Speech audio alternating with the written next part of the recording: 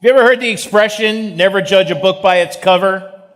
I'm sure that in your life, you've done that, right? You've judged a book by its cover. You've seen somebody you didn't understand or however it went about, but you and I have always judged a book by its cover in some instances. About 30 years ago, Tracy and I went on our very first cruise. She was 7 months pregnant with Jackie at the time, and we had booked the cruise a lot earlier, so we went on the cruise anyway. She was a good sport. Not bad. She was a good sport for being 7 months pregnant on a cruise. As we got on the cruise, right away, I saw this guy, and he was kind of all over the cruise ship. And I don't know about you, but I'm one of these people. Like whether it's a vacation or a concert or anything, I get fixated usually on one person. Like I annoy myself by fixating on one person. And the concert, wherever, is usually just me constantly staring at that person, go, look at him, look what he's doing now, you know? I can't help it, I get fixated. And so there's this guy on the cruise ship, and he's dressed up, I don't know how else to say it, but kind of nerdy. He had the glasses and like the pocket protector, the whole thing. And so I'm like, look at this guy right away. I know that I'm going to be annoyed the whole cruise seeing this guy walk around, right? Because he was making himself known. And sure enough, day in and day out, I would just see this guy, and he was just making himself known everywhere. And I'm like obsessed with, I know this guy's going to annoy me today. Comes to find out, towards the end of the cruise, he works for the cruise. And he's planted around the cruise ship to be this kind of fun guy who's always getting things going and stuff like that.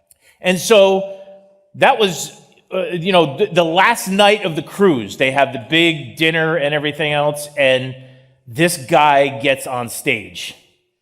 And now I'm like, okay, I can't even end this cruise. Now I know he works for the cruise line, but what kind of shenanigans is he going to nerd up on the stage now that I got to sit through? And he takes off his glasses, he takes off his pocket protector, and he puts on, he had a regular shirt underneath, and this guy starts singing like Pavarotti, like amazing singer. And I thought, wow. That's a classic example of judging a book by its cover. Like I didn't understand what was happening, and this whole thing kind of blew my mind.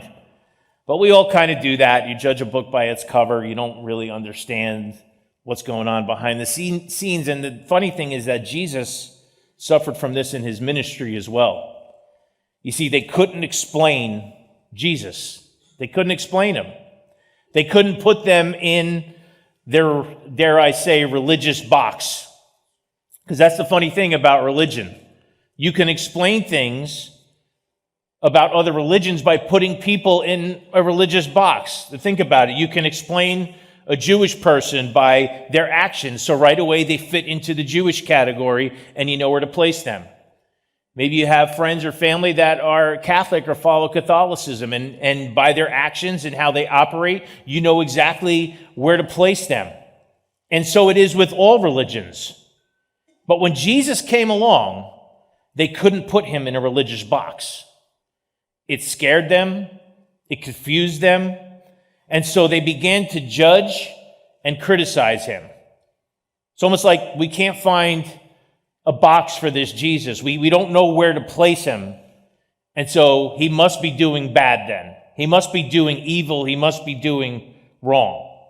Because we tend to do that when we can't explain something or we don't see the whole picture, we try and explain it away. It's usually a negative.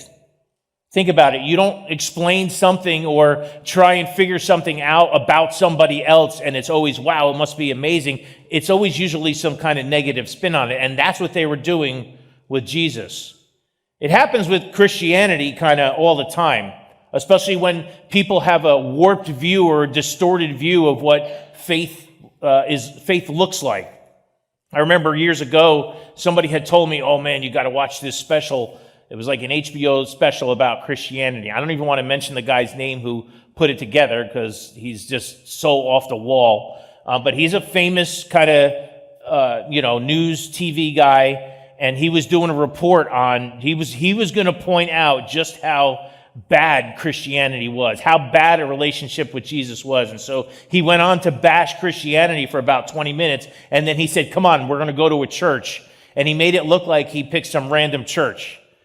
And he's somewhere in Arkansas at a truck stop and goes to a truck stop church, which was behind the building in a couple of empty trailers. And inside these trailers was one of those churches that were dealing with snakes. And so there's snakes everywhere, and they're handling snakes and doing all that kind of wacky stuff, which, by the way, we don't do here, so if that's what you were looking for, sorry. But he based his whole argument about Christianity based on something he didn't understand, but he gave people a warped view as if that is what Christianity is. That's what happens at Jesus Bible-believing churches, is they take risks and they have snakes all over the place. And I said, man, if that's the warped view that people are getting when they hear the name Jesus, man, are we in trouble? But that'll happen. People will look at your faith and they won't be able to explain it. And then maybe they have a warped view of it. Or maybe they just see your life and they see you doing better and they don't understand it. It actually, if you think about it, it kind of convicts people. If you're doing better and making better decisions and you're attending church and you're talking about Jesus and you seem to be doing better, you know what that does? It convicts other people. And so they don't know how to explain it away, and so they turn it into a negative. Because if they actually took a look at your life, if they actually took a look at my life to see really what was the difference, they may actually have to look into why you're different. When they did, they would find out that it's Jesus that makes the difference. That's the reason you and I are called to be different. And so, to be honest with you, I kind of like it that way. I like people kind of looking at me. You know, you can judge me, you can call me a hypocrite because of my past, say whatever you want. But give me 2 minutes to tell you about how a relationship with Jesus changed my life from the inside out. Give me the opportunity. But for the most part, like we're going to see with Jesus today, people will explain you away with some sort of crazy explanation until, of course, the day comes when the people who say that kind of stuff about you wind up in a jam and they come to their so-called religious friend for prayer. And you know what? I'm happy to be there for that too. They did the same thing to Jesus. They tried to explain him away.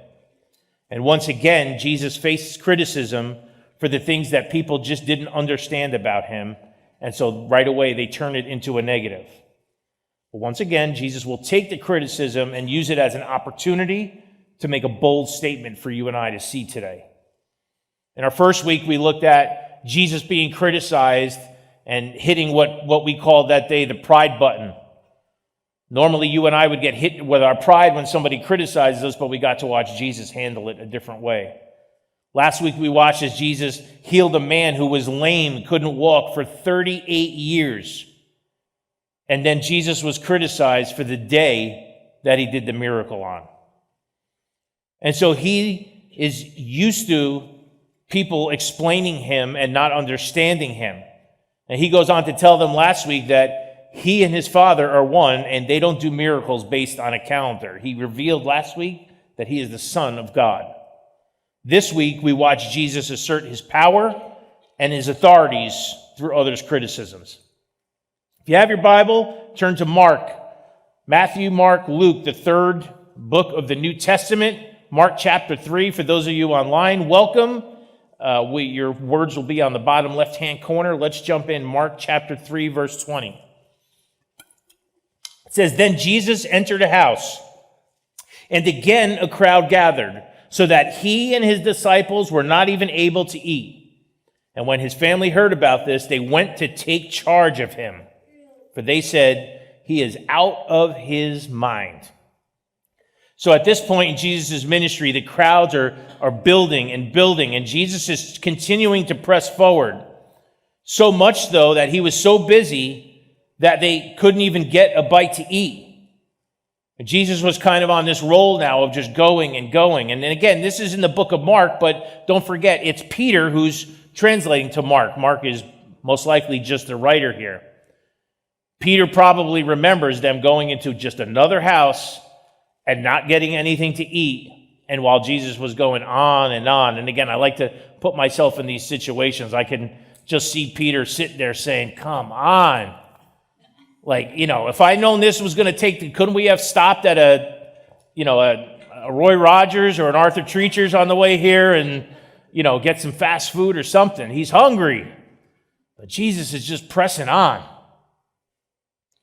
So it's Jesus' family we see first come after him. They don't understand what he's doing, and right away, when they don't understand him, what do they say? He's crazy. He's out of his mind. And again, all the good he's done so far, but he must be out of his mind, they say. He's being criticized, labeled, and misunderstood by his family. Can anyone relate to that? I grew up in a Christian home. I had the luxury of growing up in a Christian home, and while most of my other family either did nothing or, went to other kinds of churches, and I wouldn't say that they thought we were out of our mind, but they sure did look at us funny, and my father and mother funny for the way we chose to not participate in certain things and the way we handled ourselves. So Jesus' family thinks that he's not only is he's out of his mind, he's nuts, but they say they want to take charge of him. I could just see, Mary calling one of the other, Jesus' mom calling one of the other brothers, James, go and get your brother, Jesus. That accent might have been pretty good. I think I nailed that one. That was not Australian. All right. That was good.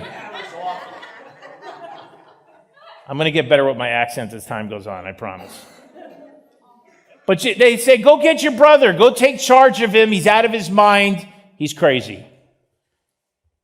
Look at verse 22. So first Jesus hears it from his family. And the teachers of the law, here they come again, who came from Jerusalem said, he is possessed by Beelzebul.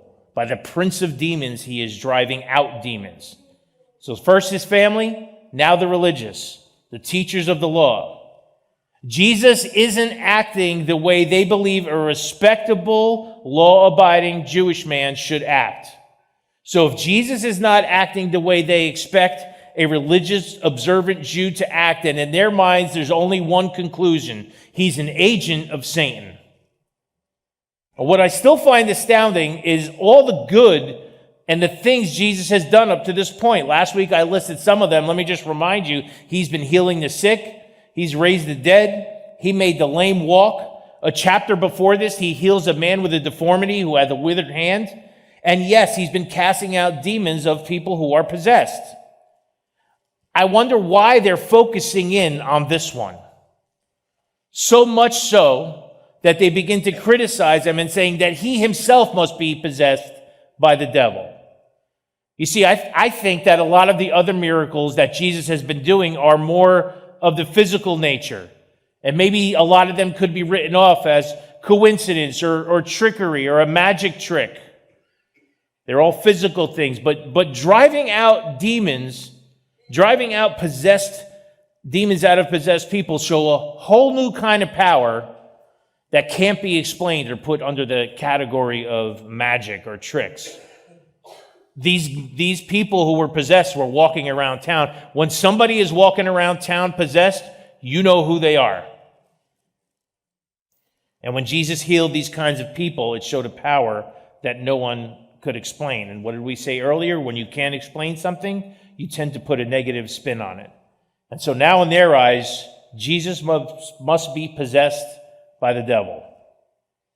There's this building and kind of growing sense as Jesus is pushing forward in his ministry amongst family and friends and enemies that something is just not right with this guy. And you know what? That's the way Jesus wanted it. Of course there's not something right with this guy. He's doing things. He's helping people. He's speaking to others. He's preaching like no one has ever seen before. And when they don't see it, they begin to criticize it. Jesus gives, in his answer and his response to them thinking he's crazy or an agent of Satan, he gives them what the Bible calls parables, which is really just short stories. And he shows them how their accusations just can't be true. Look at verse 23 through 26. So Jesus called them over to him and began to speak to them in parables. How can Satan drive out Satan? If a kingdom is divided against itself, that kingdom cannot stand. If a house is divided against itself, that house cannot stand. And if Satan opposes himself and is divided, he cannot stand. His end has come. Now, that's a little bit of a tongue twister, but if you think about it, Jesus just responds to them with pure logic. And for a man who they just called out of his mind, he replies in a very rational way. How is it possible, Jesus asked, that Satan can cast out Satan? He points out that a house divided cannot stand, it will fall. If Satan is waging war on his own kingdom, then in the end, wouldn't the opposite happen? Wouldn't God's kingdom triumph because the darkness will just devour itself? Jesus is simply pointing out the obvious. He says, if I'm from Satan, why would I be driving out Satan? So you can bet that Jesus' logical answer kind of made them sit there and go, we didn't really think that one out clearly. And so while they're perplexed that they missed the obvious of what Jesus just pointed out to them, he backs it right up and hits them with another one. Verse 27 says, in fact, no one can enter a strong man's house without first tying him up. Then he can plunder the strong man's house. Again, another little bit of a riddle or a twister here, but let's break it apart. Jesus is referring to the devil here. He's referring to Satan. He's calling Satan, notice he calls him real. He acknowledges that he's real and that he's strong. But of course, Jesus is stronger. So if the strong man here in this story is Satan, then Satan's goods and his house are where the world is stored and where you and I are there before we're rescued. And Jesus is the one who enters into this present darkness who will overpower it. To tie down Satan, he says, in order for me to go in and take you back, he says, I need to bind him first, and I have the power to do that. To take you and I back from the grips of this world's evils. Think about that for a second. What does that tell you about God? It tells you that he wants to set his children free. He wants his children to live for him and to be free. And so when you find yourself in life tempted or feeling like the world is out to get you, remember, you don't face these things alone. There's one who is stronger. There's one who is more powerful that is with you the whole time. Now, I don't normally like to do the video things in the middle of a sermon because the lights go low and I don't want people falling asleep. But I'm going to show you a video real quick because I saw this years ago and it kind of stuck with me. Check this out.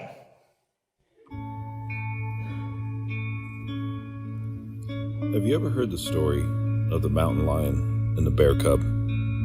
It's a pretty well-known story. It's a parable, if you will, about a mountain lion who was hungry, went out looking for some easy prey, a quick target. He saw a bear cub frolicking in the grass, playing, somewhat oblivious to the danger around it. The mountain lion began its pursuit of the bear cub, ready to pounce, ready to attack, ready to devour and destroy. At first, the bear cub did everything it could in its power to fend off the attack, to avoid the pursuer. Made a lot of decisions on its own about the best ways to escape. Not all of those decisions worked out so well for the bear cub. In fact, some made its situation and circumstance even worse.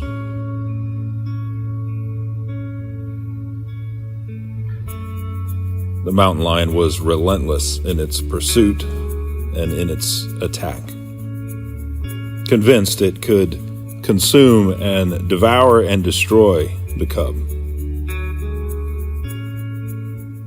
The situation, the scenario, life gave the cub all it could handle.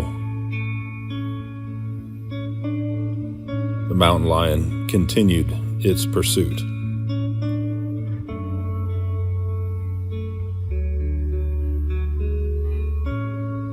Sometimes it looked hopeless for the young bear cub.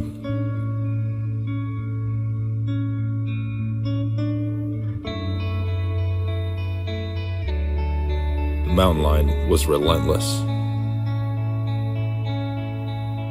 At times when the bear cub thought it had recovered and was safe and secure, it found out it was just about to be attacked from another angle, from a dangerous adversary.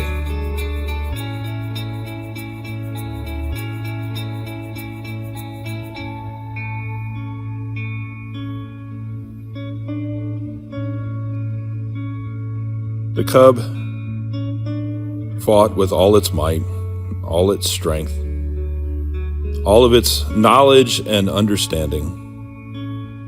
But truth be told, it was no match for the mature, aggressive mountain lion. It took its hits and its hurts, its pain and its heartache. And suddenly the mountain lion was startled. It ran away in defeat.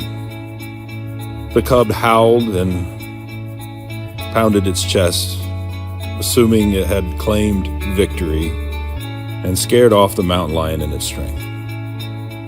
When suddenly it realized the true source of the mountain lion's fear. The father of the cub was standing behind him, protecting him, ready to embrace him.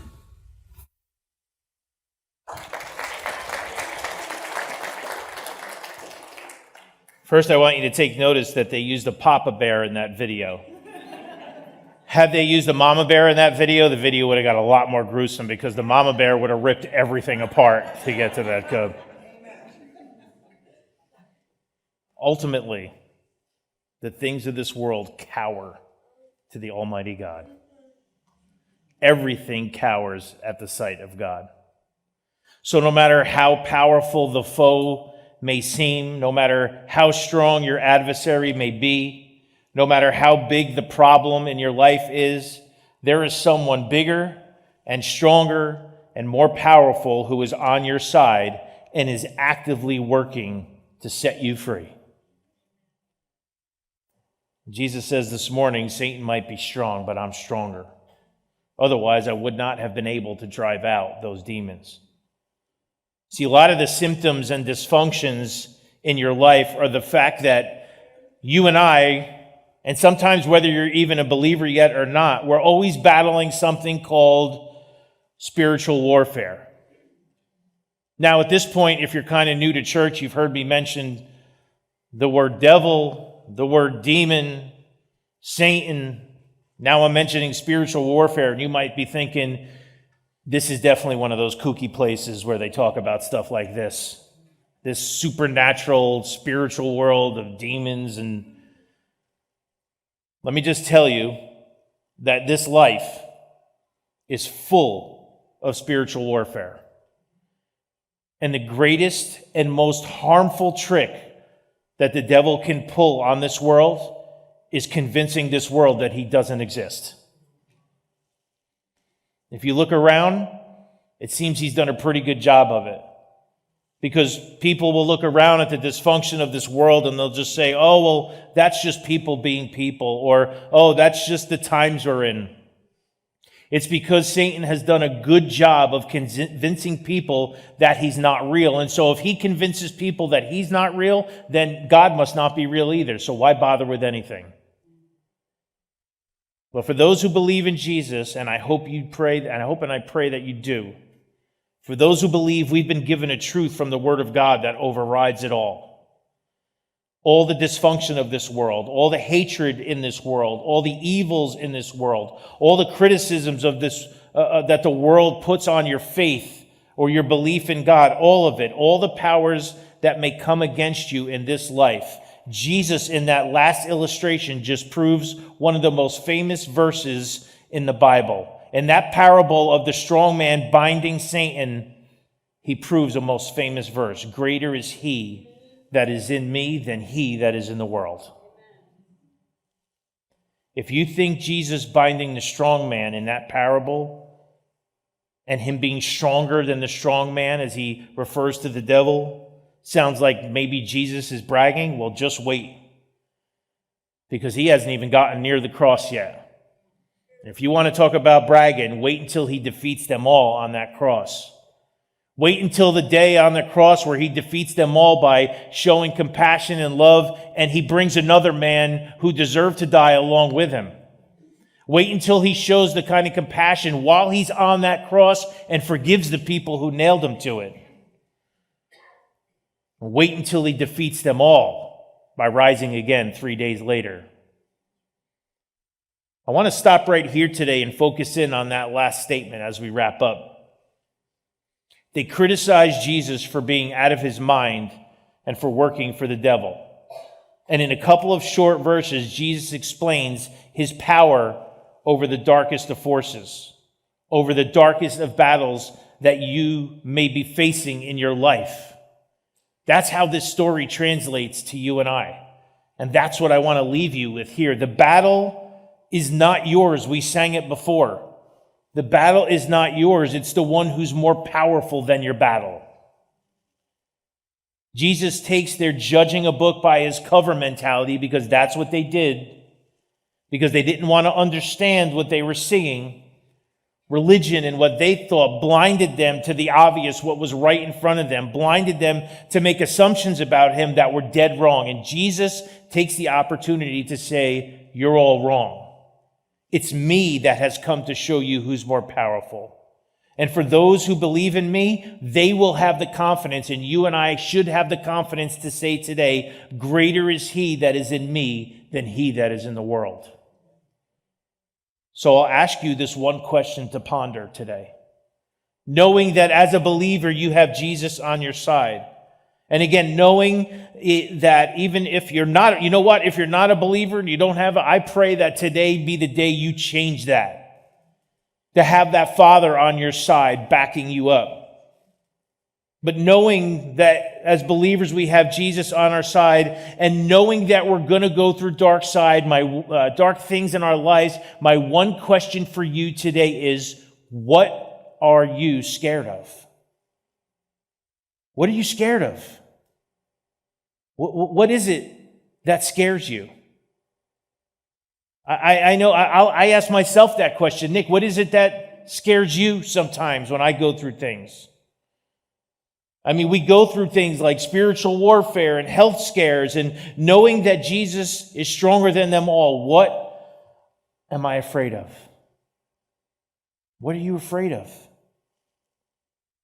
You can see this played out in movies sometimes. One of my things I used to do with my daughter was our daddy-daughter date thing, which is kind of weird, but we would go and see the Paranormal Activity movies, where you sit. We've seen all of them together in the movie theater. And those movies where you sit and you watch what look like cameras all over, and you know it's fake, but you sit and you watch like video footage of what's happening in this house. And, you watch the movie for 3 hours just to watch a sheet move like this sometimes. But, as I'm putting this sermon together, I'm thinking about the powerful forces in spiritual warfare. And I'm thinking, man, if they only knew, as these people were like sleeping peacefully while this stuff was going on in their house, and God just kind of comes in and swings a bat at them, It's kind of this picture of, it doesn't matter if you're sleeping. It doesn't matter if you're awake. It doesn't matter if you've been bad. It doesn't matter if you've been good. It doesn't matter how many times you've been to church. It doesn't matter how much you give. None of that matters. When you are a believer in Jesus Christ, God is on your side, and he will continue to fight for you. That's why I love that video of the Papa Bear behind the dumb mistakes that the cub was making, because you and I make dumb mistakes. But when that Papa Bear stood up and growled, that mountain lion cowered and left. And I pictured that in my life. And I picture that for your life today. Because yes, maybe you've made some dumb mistakes. And yes, maybe you took some risks that didn't quite pan out. Got yourself into some tough situations. And just as you are about to be taken down by them, God stands up behind you and he says, he's with me, now get out of here. It's a beautiful picture. You know, we serve a good God. We have a good Heavenly Father. We have a God that will never leave us or forsake us. We have a God that will be faithful to you and protecting you and guiding you and fighting your battles with you. No matter what you've done to screw up your life, no matter what you've done to turn your back on God, just like I did at some point in my life, I absolutely turned my back on God for many years. But God's protecting hand was over my life, and I can see it more and more and clearer the older I get. No matter how you've been behaving at this point in your life, when you've got God on your side, when you've got that Papa Bear watching over you, he promises us that none of the ugliness in this life matters because he's with you. And he promises to do all that for you your whole life. And so I say, thank you, God. Because for all my life, you have been faithful. And all my life, God, you have been so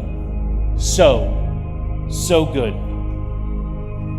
I will sing this morning and for the rest of my life over the protection that God has placed over me and my family and the ones who I love. And I will continue to sing of the goodness of God. Would you stand this morning?